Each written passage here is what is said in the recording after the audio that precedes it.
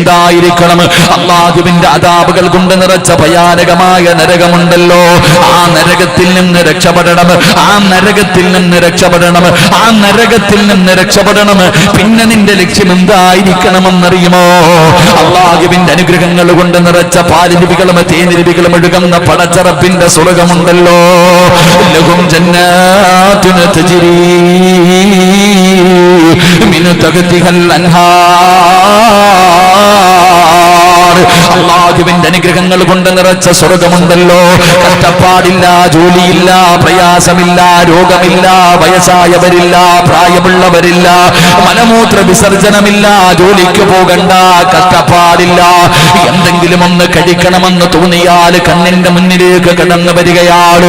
കിളക്കേണ്ട, പൂട്ടേണ്ട, വെയിൽ കൊള്ളേണ്ട, ഒരു കഷ്ടപ്പാടുമില്ലാത്ത പടച്ചറപ്പിന്റെ സ്വർഗമുണ്ടല്ലോ.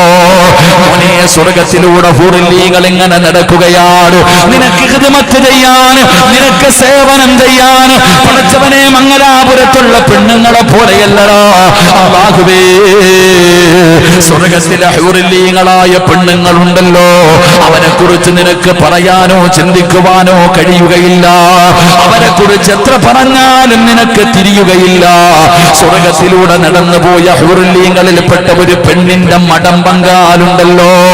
ആ മടമ്പങ്കാല് കണ്ടപ്പോഴാ പലരും അത്ഭുതപ്പെട്ടു പോയത്. ആ സ്വർഗത്തിലെ പെണ്ണുങ്ങൾ നിന്റെ കൂടെ ഇങ്ങനെ നടക്കുകയാണ്. നിനക്ക് ഖിദ്മത്ത് ചെയ്യാൻ, നിനക്ക് വേണ്ടത് എടുത്തു തരാൻ, നിന്നെ ഊഞ്ഞാലിന്റെ മുകളിൽ ഇരുത്തി സുഖിപ്പിക്കുവാൻ ആ സ്വർഗത്തിലെ പെണ്ണുങ്ങൾ ഇങ്ങനെ നടക്കുമല്ലോ. അതിലുണ്ട് മുന്തിരി തോട്ടവും റുമ്മാനും, രസമുള്ളതാ കദളിപ്പഴം തിന്നാനും, താരാട്ടു പാടാൻ തോഴിമാർ പലരുണ്ട്, കൈമുട്ടുവാൻ ചില ദാസിമാർ വരവുണ്ട്. മണിയില്ല റബ്ബേ വാങ്ങുവാനാ വീട്, കൊതിയുണ്ട് വല്ലാതെപ്പോഴും അതിനോട്. അതിലേക്കു നീയൊരു പാസുതാമന്നാനേ, അതു നിന്റെ പക്കൽ മാത്രമാഹന്നാനേ. ആ സ്വർഗത്തിലേക്ക് കടന്നു പോകുന്നതായിരിക്കണം നിന്റെ ജീവിതത്തിലെ അഭിലാഷം. അതായിരിക്കണം മനുഷ്യ നിന്റെ ലക്ഷ്യം. അതിനു വേണ്ടിയാ നീ ജീവിക്കേണ്ടത്. സ്വർഗത്തിലേക്ക് കടന്നു പോകണം, നരകത്തിൽ നിന്ന് രക്ഷപ്പെടണം. ഇതായിരിക്കണം നിന്റെ ലക്ഷ്യമെന്ന് അല്ലാഹുവിന്റെ പരിശുദ്ധമായ ഖുർആൻ വിടെന്ന് പറയുമ്പോ ഈ സദസ്സിലിരിക്കുന്നവരോട് പറയുകയാണ്, ഒരു സത്യവിശ്വാസിയുടെ ഉത്തരവാദിത്തമാണ്. അല്ലാഹുവിന്റെ ഖുർആൻ പറഞ്ഞു നിന്റെ ജീവിതത്തിലെ ഏറ്റവും വലിയ ലക്ഷ്യം സ്വർഗത്തിൽ പോകണമെന്നാണ്, മരണദാ നരകത്തിൽ നിന്ന് രക്ഷപ്പെടണമെന്നാണ്. ഇതാണ് ഒരു സത്യവിശ്വാസിയുടെ ലക്ഷ്യമെന്ന് ഖുർആൻ വിടെന്ന് പറയുമ്പോ എന്നിട്ട് അല്ലാഹു പറയുകയാ, ഒരു സത്യവിശ്വാസിയുടെ ഉത്തരവാദിത്തം തന്നെയാണ് നരകശിക്ഷയിൽ, നരകത്തിന്റെ ശിക്ഷയിൽ നിന്ന് രക്ഷപ്പെടുക എന്നത്. എന്റെ പ്രിയപ്പെട്ടവരെ, എന്നിട്ട് അല്ലാഹുവിന്റെ ഖുർആൻ എവിടെന്ന് പറഞ്ഞതെന്തെന്നറിയുമോ? ഈ സദസ്സിൽ നിരന്നിരിക്കുന്ന മക്കളുള്ള മാതാപിതാക്കൾ കേൾക്കാനാണ്. ഈ സദസ്സിലിരിക്കുന്ന മക്കൾ അല്ലാഹു തന്നിട്ടുള്ള മാതാപിതാക്കൾ കേൾക്കാനാ. അല്ലാഹുവിന്റെ പരിശുദ്ധമായ ഖുർആൻ എവിടെന്ന് പറഞ്ഞതെന്തെന്നറിയുമോ? നിന്റെ ജീവിതത്തിലെ ഏറ്റവും വലിയ ലക്ഷ്യം സ്വർഗമായിരിക്കണം, നരകത്തിൽ നിന്നുള്ള മോചനമായിരിക്കണം. എന്നിട്ട് അല്ലാഹുവിന്റെ ഖുർആൻ പറയുകയാ, യാ അയ്യുഹല്ലദീന ആമനൂ ഖൂ അൻഫുസകും വഅഹ്ലീകും നാറാ വഖൂദുഹാ الناس والحجارة عليها ملائكة غلاظ شداد لا يعصون الله ما أمرهم ويفعلون ما يؤمرون. അല്ലാഹുവിന്റെ വിശുദ്ധമായ ഖുർആൻ ഇവിടുന്ന് പറഞ്ഞു തരികയാ. എടാ, നിന്റെ ജീവിതത്തിലെ ഏറ്റവും വലിയ ലക്ഷ്യം സ്വർഗമായിരിക്കണം, നരകമോചനമായിരിക്കണം. എന്നിട്ട് അടുത്ത ആയത്തിലൂടെ അല്ലാഹു പറയുകയാ, ഒറ്റയ്ക്ക് പോകല്ലേ, ഒറ്റയ്ക്ക് പോകല്ലേ. നീ അല്ലാഹുവിന്റെ സ്വർഗത്തിലേക്ക് നരകത്തിൽ നിന്ന് കരകയറിയിട്ട് പോകുമ്പോ അല്ലാഹുവിന്റെ അദാബുകൾ കൊണ്ട് നിറച്ച മനുഷ്യനെയും കല്ലുകളെയും ഇട്ട് കത്തിക്കുന്ന നരകമുണ്ടല്ലോ, ആ നരകത്തിൽ നിന്ന് രക്ഷപ്പെട്ടുകൊണ്ട് പടച്ച റബ്ബിന്റെ സ്വർഗത്തിലേക്ക് കടന്നു പോകുമ്പോ നീ നിന്റെ ഭാര്യയെ കൂടെ കൊണ്ടുപോകണേ, നീ നിന്റെ മക്കളെ കൂടെ കൊണ്ടുപോകണേ. അള്ളാന്റെ വിശുദ്ധമായ ഖുർആൻ പറയുന്നു, നീ സ്വർഗത്തിലേക്ക് കയറി പോകുമ്പോ സ്വന്തം കാര്യം നോക്കല്ലേ വാപ്പ. അള്ളാന്റെ ഖുർആൻ പറയുകയാ, നീ സ്വർഗത്തിലേക്ക് പോകുമ്പോ, നരകത്തിൽ നിന്ന് രക്ഷപ്പെട്ടു പോകുമ്പോ സ്വന്തം കാര്യം നോക്കി പോകരുത്. പോകുമ്പോ നിന്റെ ഭാര്യയെയും നിന്റെ മക്കളെയും നീ ആ നരകത്തിൽ നിന്ന് രക്ഷപ്പെടുത്തി സ്വർഗത്തിലേക്ക് കൊണ്ടുപോകണേ എന്ന് അള്ളാഹുവിന്റെ വിശുദ്ധ ഖുർആൻ. അള്ളാഹു നമുക്ക് ഈമാൻ നൽകുമാറാകട്ടെ, അള്ളാഹു നമുക്ക് ഈമാൻ നൽകുമാറാകട്ടെ, ഉറക്കപ്പർ അള്ളാഹു ഈമാൻ നൽകുമാറാകട്ടെ. അപ്പൊ അള്ളാഹു പറയുകയാ, സ്വർഗത്തിലേക്ക് പോകുമ്പോ എങ്ങനെ പോകണം? ഒറ്റയ്ക്ക് പോകണ്ട. നിന്നോടും പറയുന്നു, നീ മാത്രം സ്വർഗത്തിൽ പോകണ്ട. നീ പോകുമ്പോ നിന്റെ ഭർത്താവിനെ കൊണ്ടുപോകണം, നിന്റെ മക്കളെ കൊണ്ടുപോകണം. നിങ്ങൾ കുടുംബസമേതം വേണം സ്വർഗത്തിലേക്ക് പോകാൻ. അള്ളാഹു ഭാഗ്യം തരുമാറാകട്ടെ, അള്ളാഹു ഭാഗ്യം തരുമാറാകട്ടെ. അല്ലാതെ ഒറ്റയ്ക്ക് ഗോവയിൽ പോകുന്ന പോലെ പോയിട്ട് കാര്യമുണ്ടോ? ഇല്ല സഹോദര. സ്വർഗത്തിൽ പോകുമ്പോ എങ്ങനെ പോകണം? കുടുംബവുമായിട്ട് പോകണം. അള്ളാഹു ഭാഗ്യം തരുമാറാകട്ടെ, അള്ളാഹു ഭാഗ്യം തരുമാറാകട്ടെ. പോവല്ലേ? പോകുമല്ലേ? ഈ കണക്കിന് പോയാ പോകും. ഇപ്പം നടക്കുന്നത് പോലെയാണ് നീ ജീവിക്കുന്നതെങ്കിൽ പോകുവോ? നിനക്ക് തന്നെ അറിയാം, നരകത്തിന്റെ ഏറ്റവും അടിയിൽ പോകും. അള്ളാഹു കാക്കുമാറാകട്ടെ, അള്ളാഹു കാക്കുമാറാകട്ടെ, ഉറക്കപ്പർ അള്ളാഹു കാക്കുമാറാകട്ടെ. അപ്പൊ അതുകൊണ്ട് സ്വർഗത്തിലേക്ക് പോകുമ്പോ കുടുംബസമേതം പോകണം. യാസീൻ ഓതുമല്ലോ എല്ലാവരും യാസീൻ ഓതുമല്ലോ. ഹും വഅസ്വാജുഹും ഫീ ളിലാലിൻ അലൽ ലറായികി മുത്തഖിയൂൻ ലഹും ഫീഹാ ഫാകിഹത്തുൻ വലഹും മാ യദ്ദഊൻ സലാമുൻ ഖൗലം മിർ റബ്ബിർ റഹീം. ഖുർആൻ പറയുകയാ, നാളെ നന്ദാവരയുടെയും BC റോഡിന്റെയും പരിസരത്തുള്ള ചില ഭാര്യയും ചില ഭർത്താവും ചില മക്കളും ഇങ്ങനെ സ്വർഗത്തിൽ ചാരുകസേരയിൽ ഇങ്ങനെ ഇരിക്കും. ബുർജ് ഖലീഫ കാണാൻ പോയതുപോലെ അല്ല. അല്ലാഹു ഈമാറാകട്ടെ. സേരയിൽ ഇരുന്ന് ഊഞ്ഞാലാടുന്നുണ്ട്. അപ്പുറവും ഇപ്പുറവും തോഴിമാരി ഇങ്ങനെ ഇരിക്കണം. ആമിന നിനക്ക് എന്ത് വേണം? അബൂബക്കർ നിനക്ക് എന്ത് വേണം തിന്നാൻ തരാൻ വേണ്ടി? അപ്പോ ചോദിക്കും, അബൂബക്കറെ, നന്ദാവരയിൽ നിങ്ങൾ ഇതുപോലെ ആയിരുന്നു, ഇവിടെ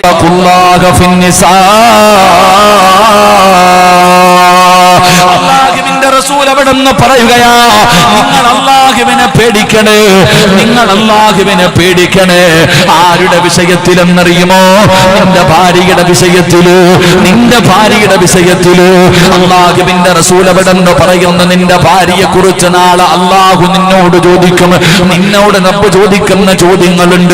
നിന്റെ വിചാരണ കഴിഞ്ഞ അടുത്ത ചോദ്യം നിന്റെ ഭാര്യയെ കുറിച്ച് അല്ലാഹു നിന്നോട് ചോദിക്കുകയാ. അത് കഴിഞ്ഞാ നിന്റെ മക്കളെ കുറിച്ച് ചോദിക്കുകയാ. അല്ലാഹുവിന്റെ റസൂൽ അവിടെന്ന് പറഞ്ഞല്ലോ, നിന്റെ ഭാര്യയും നിന്റെ മക്കളും അല്ലാഹു നിന്നെ ഏൽപ്പിച്ചിരിക്കുന്ന അമാനത്താ. അല്ലാഹുവിന്റെ റസൂൽ പറയുകയാണ്, പടച്ച റബ്ബ് നിന്നെ ഏൽപ്പിച്ചിരിക്കുന്ന അമാനത്താണ് നിന്റെ ഭാര്യ, നിന്റെ പൊന്നുമക്കള്. അവരെ അല്ലാഹു നിനക്ക് ഏൽപ്പിച്ചിരിക്കുന്ന അമാനത്താണെന്ന് അല്ലാഹുവിന്റെ പ്രവാചകൻ നബി മുഹമ്മദ് മുസ്തഫ സല്ലല്ലാഹു അലൈഹി വസല്ലമ തങ്ങൾ അവിടെന്ന് പറയുമ്പോ, അതുകൊണ്ടാണ് ദുആ ചെയ്യാൻ പറഞ്ഞത്. ഈ ദുആ ചെയ്യുന്നവന് സ്വർഗത്തിലൊരു വീടുണ്ടല്ലോ, സ്വർഗത്തിലൊരു വീട് കിട്ടുമല്ലോ. ഏത് മനുഷ്യനെന്നറിയുമോ? റബ്ബനാ ഹബിലനാ മിൻ അസ്വാജിനാ വദുരിയാതിനാ ഖുർറത അയ്യുനിൻ വജഅൽനാ ലിൽമുത്തഖീന ഇമാമാ. ഈ ദുആ ചെയ്യുന്നവന് സ്വർഗ്ഗത്തിൽ ഒരു വീടുണ്ട്. ചെറുപ്പക്കാരാ, മോനെ, പെണ്ണ് കെട്ടിയവനും ചെയ്യണം, പെണ്ണ് കെട്ടാത്തവനും ചെയ്യണം, മക്കളുള്ളവനും ചെയ്യണം, മക്കളില്ലാത്തവനും ചെയ്യണം, പ്രായമുള്ളവനും ചെയ്യണം, പ്രായമില്ലാത്തവനും ചെയ്യണം, പണമുള്ളവനും ചെയ്യണം, പണമില്ലാത്തവനും ചെയ്യണം. അല്ലാഹുവിന്റെ പ്രവാചകം പറഞ്ഞു, നീ എപ്പോ ദുആ ചെയ്താലും ഈ ദുആ പറയണേ. ഈ ദുആ ചെയ്താ അല്ലാഹു നിനക്ക് സ്വർഗ്ഗത്തിൽ ഒരു വീട് തരുമെന്ന് നബി മുഹമ്മദ് മുസ്തഫ സല്ലല്ലാഹു അലൈഹി വസല്ലമ തങ്ങൾ അവിടെ നിന്ന് പറയുമ്പോ എന്താണ് ദുആ ചെയ്യുന്നതെന്നറിയുമോ? റബ്ബനാ ഹബ് ലനാ മിൻ അസ്വാജിനാ. അല്ലാഹുവിനോട് ദുആ ചെയ്യുന്നു, അല്ലാഹ് എനിക്കൊരു സ്വാലിഹത്തായ ഭാര്യയെ തരണേ അല്ലാഹ്, എനിക്കൊരു സ്വാലിഹായ ഭർത്താവിനെ തരണേ അല്ലാഹ്, എന്റെ ഭർത്താവിനെ നന്നാക്കി തരണേ അല്ലാഹ്, എന്റെ ഭാര്യയെ നന്നാക്കി തരണേ അല്ലാഹ്. റബ്ബനാ ഹബ് ലനാ മിൻ അസ്വാജിനാ. രണ്ടാമത്തെ കാര്യം എന്തെന്നറിയുമോ? എന്റെ രക്തത്തിൽ പിറന്ന എന്റെ മക്കള് ദുനിയാവിലും ആഖിറത്തിലും ഉപകരിക്കുന്ന മക്കളാക്കണേ അല്ലാഹ്. എന്റെ മക്കളെ ദുനിയാവിലും ആഖിറത്തിലും ഉപകരിക്കുന്ന മക്കളാക്കണം പടച്ചവനെ. അതാണ് ഇവിടുന്ന് ദുആ ചെയ്യുന്നത്. ഇങ്ങനെയാണ് ദുആ ചെയ്യേണ്ടത്. മൂന്നാമതായിട്ട് അല്ലാഹുവിന്റെ പ്രവാചകൻ നബി മുഹമ്മദ് മുസ്തഫ സല്ലല്ലാഹു അലൈഹി വസല്ലമ തങ്ങൾ അവിടുന്ന് പറയുകയാ, മൂന്നാമതായി ദുആ ചെയ്യേണ്ടത് എന്തെന്നറിയോ? എന്റെ ചെറുപ്പക്കാരാ, വെറുതെ നടക്കരുത്, ദുആ ചെയ്യാതെ നടക്കരുത്. കാരണം അല്ലാഹുവിന്റെ ഖുർആൻ അവിടുന്ന് പറയുകയാ, യാ അയ്യുഹല്ലദീന ആമനൂ ഇന്ന മിൻ അസ്വാജികും വഔലാദികും അദുവ്വൻ ലക്കും ഫഹദറൂ വഇൻ തഅഫൂ വതസ്ഫഹൂ വതഗ്ഫിറൂ فإن الله غفور رحيم. അല്ലാഹുവിന്റെ പരിശുദ്ധമായ ഖുർആൻ ഇവിടെന്ന് പറയുമ്പോ എന്നിട്ട് അല്ലാഹുവിന്റെ ഖുർആൻ പറയുന്നു, ഒന്നാമത് പറയണം, ഇറച്ചവനെ എന്റെ ഭാര്യയെ നന്നാക്കണം തമ്പുരാന്, എന്റെ മക്കളെ നന്നാക്കണം തമ്പുരാന്, എന്റെ ഭാര്യയെയും എന്റെ മക്കളെയും നന്നാക്കണം തമ്പുരാന്. രാജയമാ, അതുകൊണ്ട് എന്റെ പ്രിയപ്പെട്ടവരോട് പറയുകയാ, നിസാരമല്ല, കളിയല്ല. നിന്റെ ഭാര്യക്ക് മാതൃകയാകുന്ന ഒരു ഭർത്താവ്, നിന്റെ മക്കൾക്ക് മാതൃകയാകുന്ന ഒരു ബാപ്പയാകൂ. അങ്ങനെയാകാൻ ദുആ ചെയ്യണേ എന്ന് പ്രവാചകൻ അവിടുന്ന് പഠിപ്പിച്ചു തരുമ്പോ ഈ സദസ്സിലിരിക്കുന്നവരോട് പറയുകയാ, ഈ സദസ്സിലിരിക്കുന്നവരോട് പറയുകയാ, നീ നിന്റെ ഭാര്യയെ രക്ഷപ്പെടുത്തണമല്ലോ, നിന്റെ മക്കളെ രക്ഷപ്പെടുത്തണമല്ലോ. അങ്ങനെ രക്ഷപ്പെടുത്തണമെങ്കിൽ ഒരു ഭർത്താവ് എങ്ങനെയായിരിക്കണം? അല്ലാഹുവിന്റെ ഖുർആൻ പറയുകയാണ്, ഒരു ഭർത്താവ് എങ്ങനെയുള്ള ഭർത്താവാകണമെന്നറിയുമോ? അല്ലാഹുവിന്റെ പരിശുദ്ധമായ ഖുർആനിലൂടെ പടച്ച റബ്ബ് ഒരു ഭർത്താവിനെ പരിചയപ്പെടുത്തുകയാ, ഒരു വാപ്പാനെ അല്ലാഹു പരിചയപ്പെടുത്തുകയാ. വകാന യൗമി വസകാതി വകാന ഇൻദ റബ്ബിഹി മർദിയാ. ഒരു വാപ്പയെ കുറിച്ച്, അല്ലാഹയെ കുറിച്ച്, അല്ലാഹു തൃപ്തിപ്പെട്ട ഒരു പിതാവിനെ കുറിച്ച് അല്ലാഹുവിന്റെ വിസ്മയ ഖുർആനിൽ അല്ലാഹു പറയുകയാ. അല്ലാഹു തൃപ്തിപ്പെട്ട ഒരു പിതാവിനെ കുറിച്ച് പരിശുദ്ധമായ ഖുർആനിലൂടെ അല്ലാഹു പറയുകയാണെന്നറിയാം. ചിലപ്പോ ഇന്ന് ഇവിടുന്ന് നല്ലതുപോലെ പോകാൻ പറ്റുമെന്ന് എനിക്ക് തോന്നുന്നില്ല. ഇങ്ങോട്ട് വന്നപ്പോൾ എല്ലാ ചെറുപ്പക്കാരും കയ്യെ പിടിച്ചിട്ട് ഉസ്താദെ ഉസ്താദെ ടാറ്റ സലാം ടാറ്റ എന്നൊക്കെ പറഞ്ഞു. തിരിച്ചു പോകുമ്പോൾ അതൊന്നും കാണത്തില്ല, അത്രേ ഉള്ളൂ. അല്ലാഹു ഈമാൻ തരുമാറാകട്ടെ. എങ്കിലും പറയേണ്ടത് പറയണമല്ലോ. ടാറ്റ കിട്ടിയാലും കിട്ടിയില്ലെങ്കിലും കുഴപ്പമില്ല, സ്വർഗത്തിൽ പോയാൽ മതി. അല്ലാഹു ഭാഗ്യം തരുമാറാകട്ടെ. അല്ലാഹുവിന്റെ റസൂൽ സല്ലല്ലാഹു അലൈഹി വസല്ലമ തങ്ങൾ പറഞ്ഞു, സ്വർഗം ഹറാമാക്കപ്പെട്ടവർ, സ്വർഗത്തിൽ കിടക്കാത്ത 3 പേര്, അല്ലാഹു കാക്കുമാറാകട്ടെ. എന്റെ പ്രിയപ്പെട്ട സഹോദരങ്ങളെ, ആദരവായ പ്രവാചകൻ നബി മുഹമ്മദ് മുസ്തഫ സല്ലല്ലാഹു അലൈഹി വസല്ലമ തങ്ങൾ അവിടുന്ന് പറയുകയാ, 3 വിഭാഗത്തിൽ ഒന്നാമത്തെ വിഭാഗം ആരെന്നറിയുമോ? മുദ്മിനുൽ ഖംർ. അല്ലാഹുവിന്റെ റസൂൽ അവിടുന്ന് പറയുകയാണ്, കള്ളു കുടിക്കുന്ന ചെറുപ്പക്കാരാ. അല്ലാഹുവിന്റെ റസൂലാ പറയുന്നത്, സിറാജല്ല. പടച്ചവനെ ഈ ഹദീസ് തബറാനിയിൽ കാണാം. ബൈഹഖിയിൽ കാണാം, ഒരുപാട് വലിയ വലിയ ഗ്രന്ഥങ്ങളിൽ കാണാം ഈ ഹദീസുകൾ. സിറാജ് വെറുതെ പറയുന്നതല്ല, അല്ലാഹുവിന്റെ പ്രവാചകനാണ് പറയുന്നത്.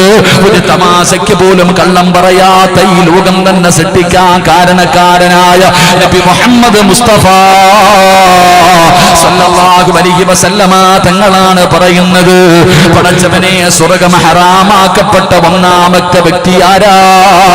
കള്ള് കുടിക്കുന്നവനാ, കഞ്ചാവടിക്കുന്നവനാ, മയക്കുമരുന്ന് ഉപയോഗിക്കുന്നവനാ, ബ്രൗൺ ഷുഗർ ഉപയോഗിക്കുന്നവനാ, പടച്ചവനെ കയ്യിലേക്ക് മരുന്ന് കുത്തിവെക്കുന്നവനാ, ചെറിയ വില കൂടിയ സാധനങ്ങൾ വാങ്ങിയിട്ട് നാവിനടിയിലും ശരീരത്തിന്റെ ഭാഗങ്ങളിൽ വെച്ചിട്ട് ലഹരി ആസ്വദിക്കുന്ന യുവത്വേ, റസൂലുള്ളാഹി തങ്ങളാണ് പറയുന്നത്, റസൂലുള്ളാഹി തങ്ങളാണ് പറയുന്നത്, പടച്ചവനെ നീ സ്വർഗ്ഗത്തിലേക്ക് കടക്കൂല. പടച്ചവനെ എന്നൊരു പ്രിയപ്പെട്ട മാതാവ് കരഞ്ഞുകൊണ്ട് വിളിക്കുകയാണ്, ഉസ്താദേ ഒരിക്കലും സ്ഥലം പറയരുത്, ഒരിക്കലും സ്ഥലം പറയരുത്, ഉസ്താദ് ദുആ ചെയ്യണേ. പടച്ചവനെ മരുമകളും സ്വന്തം മകനും കൂടെ ഒരുമിച്ചിരുന്ന് ബിയറടിക്കുകയാ. ഒരു ഉമ്മ പറയുകയാ, ഉസ്താദേ ദുആ ചെയ്യണം, എന്റെ മകനും എന്റെ മരുമകളും ഒരുമിച്ചിരുന്ന് ബിയറടിക്കുന്നു. അല്ലാഹു ഈമാൻ നൽകുമാറാകട്ടെ. ഇവിടെ കൂടപ്പുറപ്പുകൾ ഒരുമിച്ചിരുന്ന് കഞ്ചാവടിക്കുന്നു, പിന്നല്ലേ ബിയർ. എടാ മയക്കുമരുന്ന് അടിക്കുന്നു, വൈകുന്നേരം പടച്ചവനെ ഒരുമിച്ചിരുന്ന് അടിക്കുന്നില്ല, ഇപ്പൊ ആരും കള്ളു കുടിക്കണില്ലല്ലോ, ഇപ്പൊ ആരും കള്ളു കുടിക്കണില്ല, കള്ളുകുടിയൊക്കെ മാറി ഇപ്പൊ മറ്റേ ഐറ്റം അടിക്കുന്നത്. അല്ലാഹു ഈമാൻ നൽകുമാറാകട്ടെ. ആമീൻ പറ. അടിച്ചുകൊണ്ട് നടന്നോ, പക്ഷെ എവിടെ പോകത്തില്ല, അള്ളാന്റെ സ്വർഗത്തിൽ പോകാമെന്ന് നീ സ്വപ്നത്തിൽ പോലും കരുതണ്ട. എടോ സ്വർഗത്തിന്റെ വാസന 500 വർഷത്തെ വഴിദൂരം വരെ അടിക്കുന്ന, 500 വർഷത്തെ വഴിദൂരം വരെ അടിക്കും സ്വർഗത്തിന്റെ വാസന. അതുപോലും നിനക്കൊന്നും അള്ളാഹു തരൂല. അള്ളാഹു ഈമാൻ നൽകുമാറാകട്ടെ. കള്ളും കഞ്ചാവും മയക്കുമരുന്നും അടിച്ചുകൊണ്ട് നടക്കുന്നത്, പടച്ചോൻ അതൊക്കെ ഇങ്ങനെ നടക്കല്ലേ, ആര് പറഞ്ഞാലും കേൾക്കൂല, ആര് പറഞ്ഞാലും കേൾക്കൂല. കള്ളു കുടിച്ചുകൊണ്ട് നടക്കുന്ന ചെറുപ്പക്കാരെ മക്കളെ, നിനക്ക് എന്തേടാ നിന്റെ അവസ്ഥ അറിയാത്തത്? നിനക്ക് നിന്റെ വില അറിയോ? എടാ നിന്റെ അടുത്ത് സലാം പോലും പറയാൻ പാടില്ല എന്നാ നിയമങ്ങൾ പറയുന്നത്. കള്ളു കുടിച്ചുകൊണ്ട് നടക്കുന്ന ഒരുത്തനോട് എന്തു പറയാൻ പാടില്ല? സലാം പോലും പറയാൻ പാടില്ല എന്നാ. അള്ളാഹുവിന്റെ ഗുണവും രക്ഷയും നിന്റെ മേൽ ഉണ്ടാകട്ടെ എന്ന് പോലും പറയാൻ പാടില്ല. അള്ളാഹു ഈമാൻ നൽകുമാറാകട്ടെ. ആലോചിക്കുക, അവൻ മരിച്ച അവന്റെ മയ്യത്ത് പോലും എന്താ ഇപ്പൊ ബക്കറ്റിന്റെ കാറ്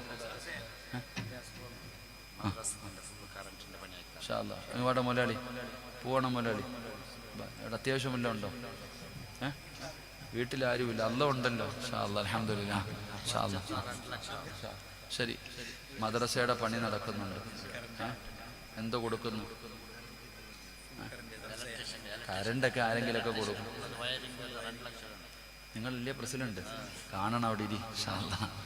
എന്താ ഞാൻ പിടിച്ചോളാം. ഞാൻ പറയാൻ കൊടുത്താൽ മതി കേട്ടോ. ശരി, അല്ലാഹു ഈമാൻ നൽകുമാറാകട്ടെ. എന്റെ പ്രിയപ്പെട്ട സഹോദരങ്ങളെ, കള്ളു കുടിക്കടോ. നിങ്ങൾക്ക് എന്താ ഇങ്ങനെ ആയിപ്പോയി? എന്തേ പറ്റുന്നില്ല? കള്ളും കഞ്ചാവും അടിച്ച് നടക്കുന്ന ചെറുപ്പക്കാർ എന്തിനാ മോനെ ഈ ചെറിയ പ്രായത്തിൽ ഇങ്ങനെയൊക്കെ ചെയ്യണേ? ഒന്ന് നന്നായിക്കൂടെടാ, ഒന്ന് നന്നായിക്കൂടെ? റസൂലുള്ളാഹി തങ്ങളല്ലേ പറഞ്ഞ. അല്ലാഹു കാക്കുമാറാകട്ടെ. എന്റെ പ്രിയപ്പെട്ട സഹോദരങ്ങളെ, ഞാൻ വിശദീകരിക്കുന്നില്ല, എന്റെ വിഷയമല്ലാത്തത് കൊണ്ട് പറയുന്നില്ല. അള്ളാഹുവിന്റെ പ്രവാചകൻ അവിടുന്ന് ഒന്നാമതായി പറയുകയാ, അള്ളാന്റെ റസൂൽ അവിടുന്ന് ഒന്നാമതായി പറയുകയാ, കള്ളുകുടിക്കുന്ന ചെറുപ്പക്കാരാ, നാളെ പരലോകത്ത് വരുന്നത് എങ്ങനെയെന്നറിയുമോ? പേപ്പട്ടിയെ കാണാറുണ്ടല്ലോ. എടാ ഉച്ച സമയത്തൊക്കെ റോഡിലൂടെ പോകുന്ന നായിയെ കാണുമല്ലോ, നാക്ക് നീട്ടിയിട്ടിരിക്കുമല്ലോ, വായിലൂടെ യഥാ പതയും നൊരയും ഇങ്ങനെ പട്ടിയുടെ നാവിൽ നിന്ന് താഴെ വീഴുമല്ലോ. പീ പിടിച്ച പട്ടിയെ പിന്നെ പറയേണ്ടതില്ലല്ലോ. നാളെ നന്ദാവര പള്ളിയുടെ ഖബർസ്ഥാനിൽ നിന്ന് പരലോകത്തേക്ക് കടന്നു വരുമ്പോ ഉയരമുള്ള സ്ഥലത്തു നിന്ന് നിർത്തിയിരിക്കുകയാ. പേപ്പട്ടിയെ പോലെ നിന്റെ നാവിങ്ങനെ നെഞ്ചിന്റെ ഭാഗം വരെ തൂക്കി വെച്ചിരിക്കുകയാണ്. നിന്റെ നാവുണ്ടല്ലോ, കഞ്ചാവടിക്കുന്നവന്, മയക്കുമരുന്നടിക്കുന്നവര്, സിറാജ് ഉസ്താദേ നിങ്ങൾക്കതിന്റെ പവർ അറിയില്ല. ജീവിതത്തിൽ ഒരിക്കലെങ്കിലും ഒന്ന് അടിച്ചു നോക്കിയാ വല്ലാത്ത സുഖമാണെന്ന് പറയുന്ന ചെറുപ്പക്കാരാ, വേണ്ടടാ, എനിക്ക് ജീവനുള്ള കാലത്തോളം അത് ഞാൻ കഴിക്കുകയില്ല. കാരണം എനിക്ക് അല്ലാഹുവിന്റെ സ്വർഗം വേണമല്ലോ, എനിക്ക് അല്ലാഹുവിന്റെ സ്വർഗത്തിൽ പോകണമല്ലോ. എന്റെ പ്രിയപ്പെട്ട ചെറുപ്പക്കാരോട് പറയുകയാ, ഇതാ പേപ്പട്ടിയെ പോലെ നാക്കിങ്ങനെ നെഞ്ചിന്റെ വയറിന്റെ ഭാഗം വരെ താഴ്ത്തിയിട്ട് നാളെ പടച്ച റബ്ബിന്റെ കോടതിയിൽ നിന്നെ ഉയരമുള്ള സ്ഥലത്ത് കയറ്റി നിർത്തിയിരിക്കുകയാ. എന്തൊരു ദുർഗന്ധമെന്നറിയോ, പുഴുത്തു നാറുമടാ, പുഴുത്തു നാറും ചെറുപ്പക്കാരാ. ഭർത്താവ് കള്ളു കുടിക്കുമ്പോൾ, ഭർത്താവ് കള്ളു കുടിച്ചിട്ടതിന് പ്രോത്സാഹനം നിൽക്കുന്ന പെണ്ണുങ്ങളുണ്ട്. എന്റെ പെങ്ങളെ, ഒരിക്കലും നീ അതപ്പതിച്ചു പോകരുത്, ഒരിക്കലും നീ അതപ്പതിച്ചു പോകരുത്, ഒരിക്കലും നീ അതിനെ കൂട്ടു നിൽക്കരുത്, ഒരിക്കലും നീ അതിനെ വിട്ടുവീഴ്ച ചെയ്യരുത്. നീ അവന്റെ കൂടെ കടക്കാൻ പാടില്ലല്ലോ. നിയമങ്ങൾ എടുത്ത് വായിച്ചു നോക്ക്. അതുകൊണ്ട് ഞാൻ കുടുംബജീവിതം തകർക്കാമെന്നവനല്ല. എന്റെ പ്രിയപ്പെട്ടവരോട് ഞാൻ ഓർമ്മപ്പെടുത്തുകയാ, അല്ലാഹുവിന്റെ പ്രവാചകൻ അവിടെന്ന് പറഞ്ഞു, സ്വഹാബാ സലാസത്തുൻ ഖദ് ഹറമല്ലാഹു തആല അലൈഹിമുൽ ജന്ന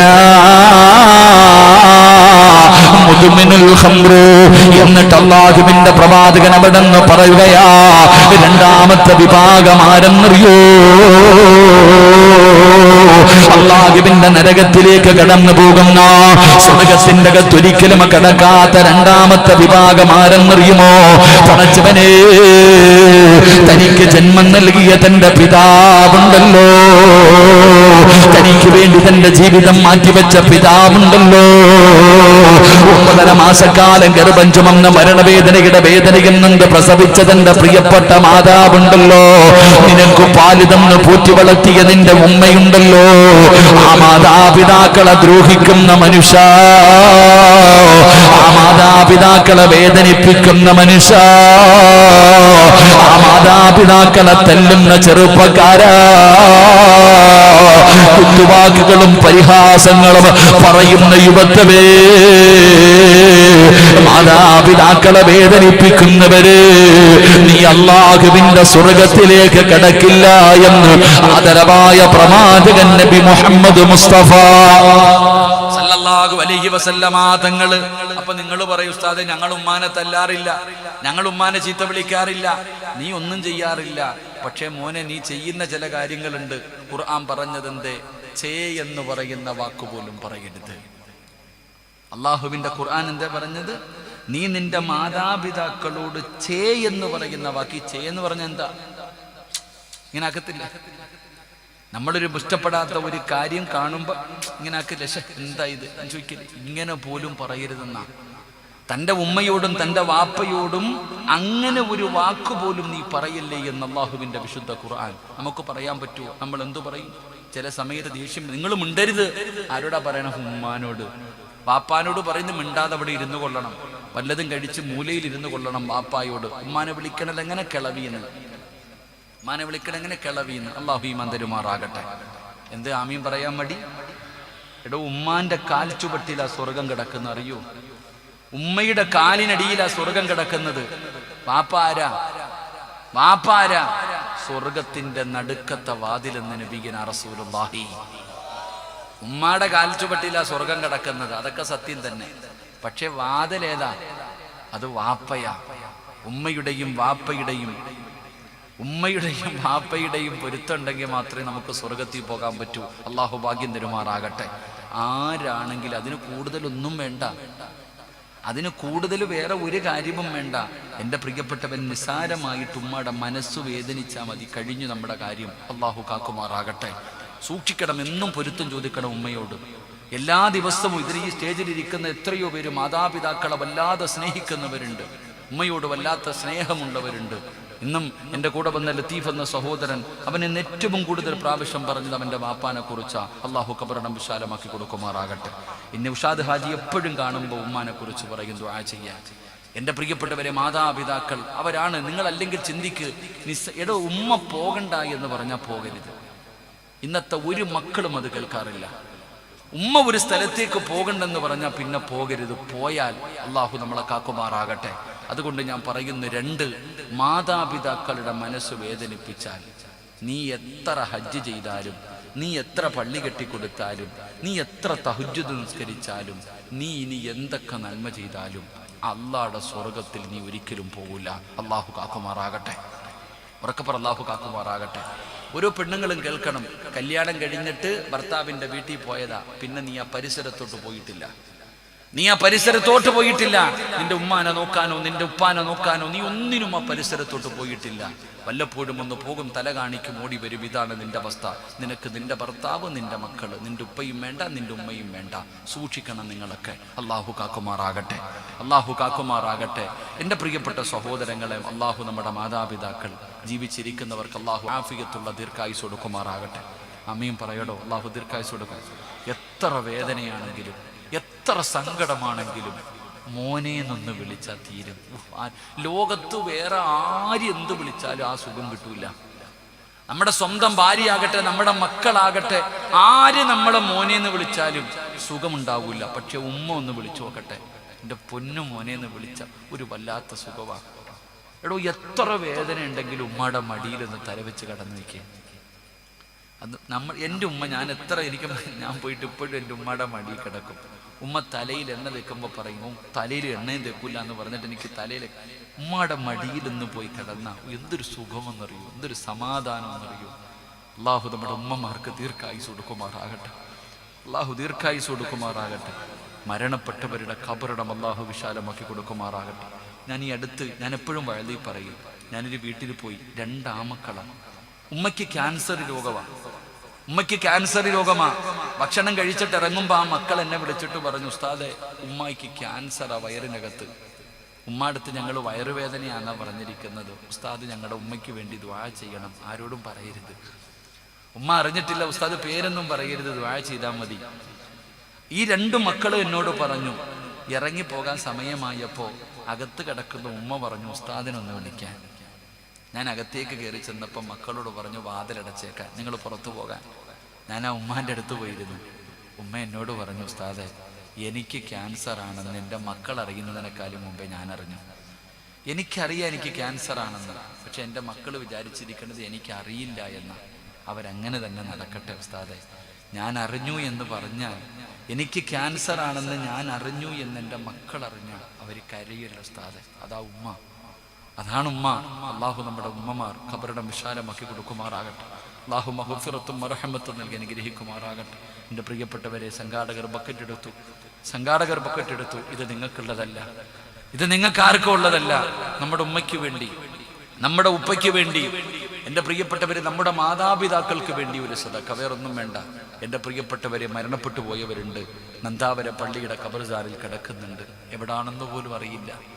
അവരുടെ ഖബർ എവിടാണെന്ന് പോലും അറിയില്ല. അവരുടെ ഖബറിന്റെ അവസ്ഥ എന്താണെന്ന് നമുക്കറിയില്ല.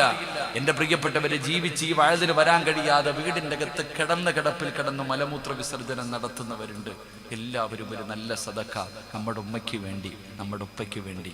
മരണപ്പെട്ടവരുടെ ഖബർ സ്വർഗമാകാൻ, ജീവിച്ചിരിക്കുന്നവരുടെ പൊരുത്തം നമുക്ക് കിട്ടാൻ എല്ലാവരും ഒരു നല്ല സദഖ ഒന്ന് കയ്യിട്ടെ. സല്ലല്ലാഹു അലൈഹി വസല്ലം, സല്ലല്ലാഹു അലാ മുഹമ്മദ്, സല്ലല്ലാഹു അലൈഹി വസല്ലം.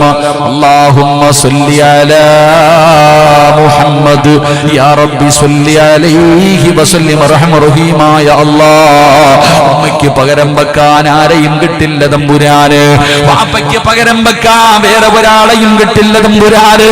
ഞങ്ങളെ ഒരുപാട് കഷ്ടപ്പെട്ട് വളർത്തിയവർ ഞങ്ങൾക്ക് വേണ്ടി ഒരുപാട് പട്ടിണി കിടന്നവരാ അല്ലാ. പടച്ചവനെ, ആരെല്ലാം തന്റെ മാതാപിതാക്കളുടെ പേരിൽ ഒരു സദഖ കൊടുക്കുന്നുണ്ടോ അല്ലാ,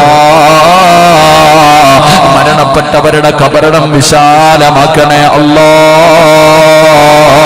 മഗ്ഫിറത്തും മർഹമത്തും നൽകണേ അല്ലാ. അവരുടെ മണ്ണറ മണിയറയാക്കണേ അല്ലാ. എന്റെ പ്രിയപ്പെട്ട പെങ്ങള്, ഇന്ന് നിന്റെ ശരീരത്ത് കിടക്കുന്ന സ്വർണ്ണമൊക്കെ എവിടെ നിന്ന് കിട്ടിയതാണെന്ന് ചിന്തിക്കൂ. നീ വെച്ചിരിക്കുന്ന മനോഹരമായ കൊട്ടാരം എവിടെ നിന്ന് കിട്ടിയതാ? അത് നിന്റെ വാപ്പയുടെ വിയർപ്പാട്, അത് നിന്റെ ഉപ്പയുടെ രക്തമാണ്. മറന്നു പോകരുത്. പടച്ചവരെ, പള്ളിപ്പറമ്പിലാണ്. നീ ഒരിക്കൽ പോലും അവിടെ പോകാൻ നിന്നെ കൊണ്ട് കഴിഞ്ഞിട്ടില്ലല്ലോ. ആ ഉപ്പാന് വേണ്ടി, ആ അമ്മാന് വേണ്ടി ഒരു നല്ല സദക്ക കൊടുക്കൂ. എന്തിനാ ഒരു മദ്രസ പണിയാനല്ലേ? എന്തിനാ ഒരു മദ്രസ പണിയാനല്ലേ?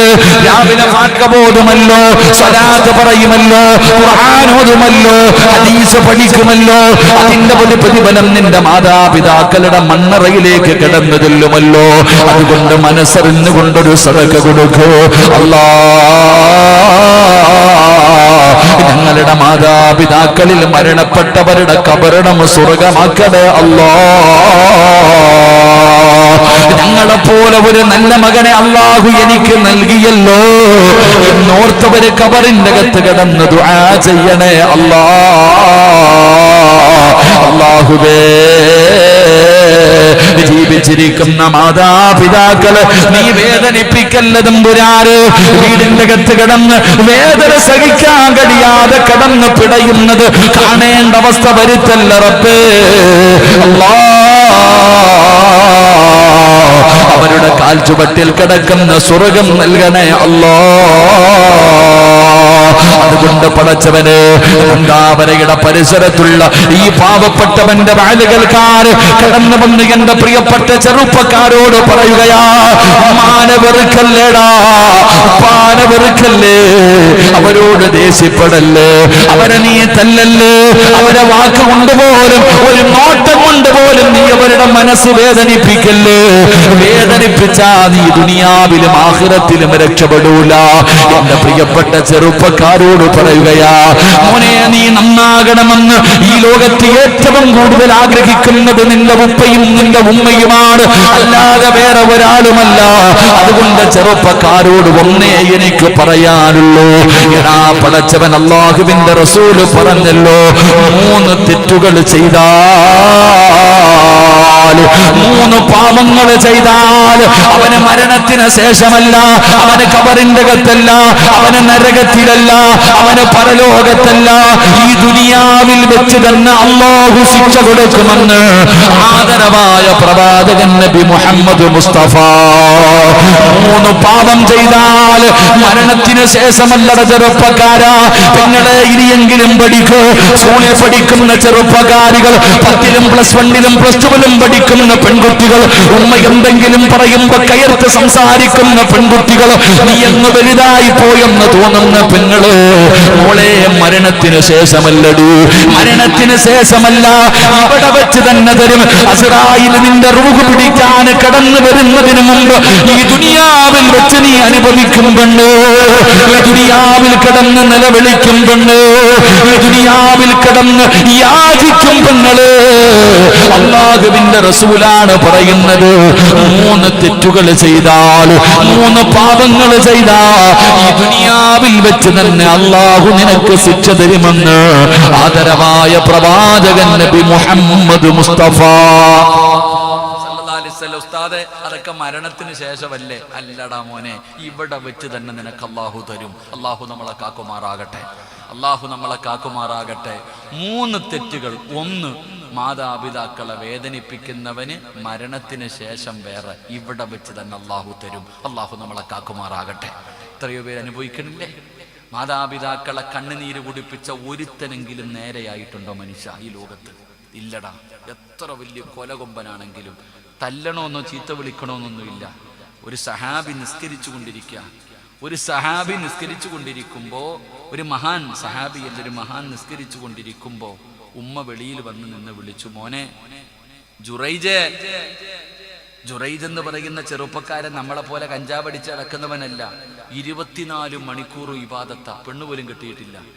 ജുറൈജ് ഒറ്റയ്ക്ക് ഭയങ്കര നിസ്കാരവാ. വീട്ടിൽ നിന്നാ നിസ്കരിക്കാൻ പറ്റാത്തത് കൊണ്ട് ഒറ്റയ്ക്ക് പോയി റൂം കെട്ടിയിട്ട് രാവും പകലും നിസ്കാരം. മോനെ കാണണമെന്ന് ഉമ്മയ്ക്ക് ആഗ്രഹം. ഉമ്മ വന്നിട്ട് വിളിച്ചു, മോനെ ജുറൈജ്.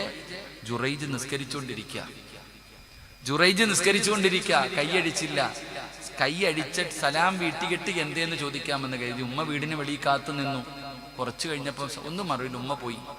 ജുറൈജ് നിസ്കാരം കഴിഞ്ഞ് ഇറങ്ങി നോക്കിയപ്പോഴത്തേക്ക് ഉമ്മ പോയി. ഉമ്മ പിന്നെയും വന്നു. പിന്നെയും വന്നപ്പോഴും ജുറൈജ് നിസ്കാരത്തില. ഉമ്മ വിളിച്ചു, മോനെ ജുറൈജെ. ഇല്ല, അപ്പോഴും നിസ്കാരത്തില. സത്യത്തിൽ ഇസ്ലാമിന്റെ നിയമം എന്തെന്നറിയോ? എടോ, ഈ കെട്ടിയ കൈ അടിക്കാൻ പാടില്ല എന്നാ. നിസ്കരിക്കാൻ വേണ്ടി ഒരാൾ കൈ കെട്ടിക്കഴിഞ്ഞാൽ ആ കൈ അടിക്കാൻ പാടുണ്ടോ? അടിക്കാൻ പാടില്ല. എന്നാൽ നീ സുന്നത്ത് നിസ്കരിച്ചു കൊണ്ടിരിക്കുന്ന സമയം നിന്റെ ഉമ്മ വന്നിട്ട്, ഇപ്പൊ ഞാൻ സുന്നത്ത് നിസ്കരിക്ക, എന്റെ ഉമ്മ വന്നിട്ട് സിറാജേ, മോനെ സിറാജേ എന്ന് വിളിച്ച അള്ളാടെ മുന്നിൽ കെട്ടിയിരിക്കണ ഈ കൈ അഴിച്ചിട്ടിട്ട് എന്തേ ഉമ്മച്ചി എന്ന് ചോദിക്കണമെന്ന് നബിയുനാ റസൂലുള്ളാഹി. അതാടെ ഉമ്മ. അള്ളാടെ മുന്നിൽ കെട്ടിയ കൈ പിന്നെ അടിക്കാൻ പാടില്ല എന്നാ. പക്ഷെ ഉമ്മ വിളിച്ചാലോ നിസ്കാരമല്ല. പടച്ചവനെ, ഞാൻ അങ്ങനെ നിൽക്കരുത്. ജുറൈജിനത് അറിയില്ലായിരുന്നു. ജുറൈജ് എന്ത് ചെയ്ത്? നിസ്കരിച്ചുകൊണ്ട് തന്നെ നിന്നു. ഉമ്മ വിളിച്ചു, കൈയഴിച്ചില്ല, ഉമ്മ പോയി. പക്ഷെ മൂന്നാമതും വന്നു, അപ്പോഴും നിസ്കാരം. പക്ഷെ ഉമ്മയുടെ മനസ്സ് വേദനിച്ചു. എൻ്റെ വല്ലാത്ത നിസ്കാരല്ലേ അള്ളാഹുവേ, മരിക്കുന്നതിന് മുമ്പ് ഇവനെ ഒന്ന് നാണം കെടുത്തിയേക്കണേ പടച്ചവനെ, ഒരൊറ്റ വാക്ക്. അവൻ എത്രയും വലിയ നിസ്കാരവും വലിയ ഇതും. പടച്ചവനെ, ഇവനെ മരിക്കുന്നതിന് മുമ്പ് നീ ഇവനെ ഒന്ന് നാണം കെടുത്തണം പടച്ചവനെ. ഉമ്മ ഒറ്റ വാക്കും പറഞ്ഞിട്ട് പോയി. ജുറൈജ് ഇതൊന്നും അറിഞ്ഞില്ല. പടച്ചവനെ, ജുറൈജ് ചെറുപ്പക്കാരനാ. ആ നാട്ടിലെ ഏറ്റവും വഴിപടച്ച ഒരു സുന്ദരിയായ പെണ്ണുണ്ട്. ഇവൻ എപ്പോഴും ലൈനടിക്കുന്നുണ്ട്. പക്ഷെ ജുറൈജ് വീഴണില്ല. ഈ പെണ്ണ് ജുറൈജിന്റെ റൂമിനകത്ത് പോയിട്ട് ഉടുതുണി ഉരിഞ്ഞ് കാണിച്ചു കൊടുത്തു. എന്നിട്ട് ഈ ചങ്ങാതി നിസ്കരിച്ചുകൊണ്ടിരിക്കുക. പക്ഷെ ഈ പെണ്ണെന്ത് ചെയ്ത്? വരുന്നതും പോകുന്നതും നാട്ടുകാർ കണ്ടു. ഒരു ദിവസം ഈ പെണ്ണ് നാട്ടുകാരോട് പറയുന്നു, ഞാൻ എന്റെ കയ്യിലിരിക്കുന്ന ഈ കുഞ്ഞിന്റെ വാപ്പ ജുറൈജ. നാട്ടുകാരോട് മുഴുവനും പറഞ്ഞുകൊണ്ട് നടന്നു. ഈ പെണ്ണ് പറയുക, ഈ കുഞ്ഞിന്റെ വാപ്പ ജുറൈജ. പടച്ചവനെ നാണം കെടാൻ തുടങ്ങി. പറയണ പള്ളിയിലെ ഖതീബിനെ കുറിച്ച് കേട്ടാ പിന്നെ വിടുവോ? വീടൊക്കെ തല്ലി പൊളിച്ചു, ജുറൈജിനെ അടിച്ചു. വല്ലാത്ത പ്രശ്നമായി. നാട്ടുകാർ മുഴുവനും നാറി നാണം കെട്ടു. ജുറൈജ് തങ്ങൾ ഇങ്ങനെ ചിന്തിക്കുക, അല്ല ഞാൻ എന്ത് തെറ്റ് ചെയ്തിട്ടാ അല്ലാ. അവസാനം ജുറൈജ് റളിയല്ലാഹു തആല മഹാനവരുടെ ചരിത്രം പറയുന്നു, എല്ലാവരുടെ മുന്നിലും നാണം കെട്ടു.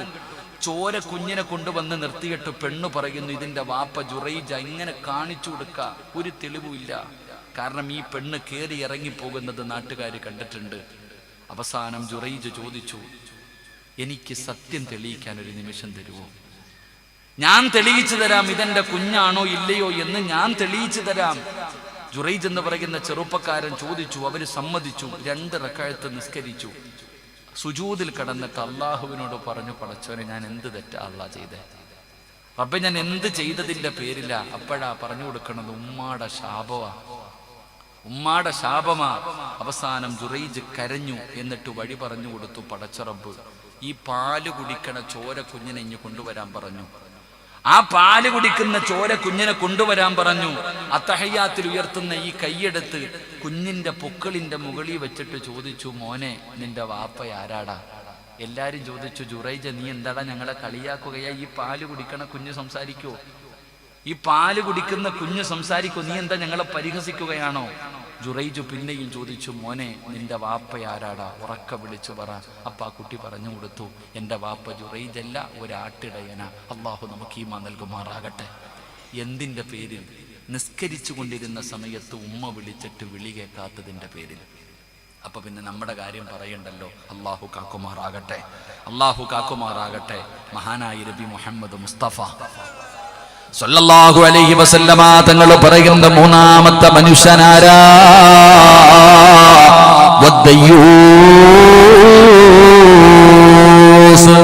ദയ്യൂസ് എന്ന് പറഞ്ഞാൽ ആരാണ്? അല്ലാഹുവിന്റെ റസൂൽ അവിടെന്ന് പറയുകയാ, വദ്ദയ്യൂസു അല്ലദീ യുഖിറു ഫീ അഹ്ലിഹി അൽ ഖബസാ. എന്റെ വിഷയത്തിലേക്ക് കടന്നു വരികയാ. അല്ലാഹുവിന്റെ പ്രവാചകൻ പറയുന്ന സ്വർഗ്ഗത്തിലേക്ക് കടക്കാൻ കഴിയാത്ത മൂന്നാമത്തെ മനുഷ്യനാരെന്നറിയുവോ? തന്റെ ഭാര്യ, തന്റെ മക്കള്, പടച്ചവരെ, തന്റെ ഭാര്യ സന്താനങ്ങള്, തന്റെ പ്രിയപ്പെട്ട ഭാര്യയുണ്ടല്ലോ, ആ പ്രിയപ്പെട്ട ഭാര്യയ്ക്ക് വൃത്തികേടിന് സമ്മതം കൊടുക്കുന്ന ഭർത്താവ് എന്ത് മോശമായ കാര്യവും ചെയ്യാൻ, ഏത് വൃത്തികേടുകളെ ചെയ്യുവാനും സമ്മതം കൊടുക്കുന്ന ഭർത്താവേ,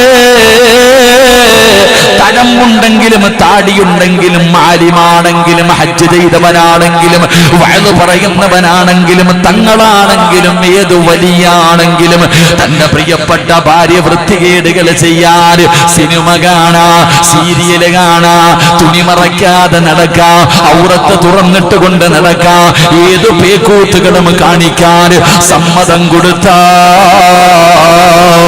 അല്ലാഹുവിന്റെ സ്വർഗം നിനക്ക് ഹറാമാ.